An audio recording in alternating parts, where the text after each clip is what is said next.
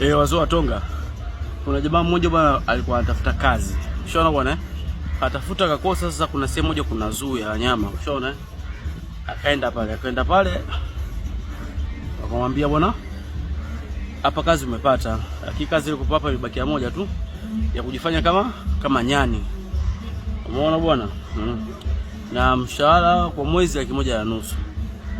Jamaa akakubali, akamwambia kwa hiyo kama umekubali basi utabidi atrain kwa muda wa wiki 2. Anavishwa ile ngozi ya nyani, hata watu ambao kuja kutembelea zoo wakimuona, watalii wale wanajua kabisa huyu nyani. Umeona? Kwa hiyo akapewa wiki 2 zafaje za kutrain. Kweli mwamba katrain we. Alipomaliza kutrain akaajiliwa. Alipomaliza kuajiliwa basi kaingia kazini rasmi. Kuingia kazini rasmi kaanza shughuli bwana. Mwisho wa siku jamaa amekuja watalii. Wamekuja mwamba kaanza mbwembwe bwana. Unajua? Mara yaambiwa nyani na mbwembwe. Kwa hiyo lazima aonyeshe mbwembwe. Sasa jamaa bwana kazidisha mbwembwe.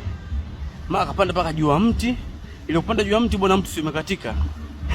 Ule katika Hamad yule buka kadondeka katika banda la simba. Jamaa kaanza kupiga kelele, "Mama!" Mama! Simba akamwambia, acha usenge bwana, mimi binadamu bwana, tulia bwana. Rudi kwa banda lako huko." Kwa mwanangu, kumbe lezu hamna hata mnyama wako wale wote binadamu yani. Ila binadamu ambao wamechukua mafunzo ya wanyama. Kula chuma iko.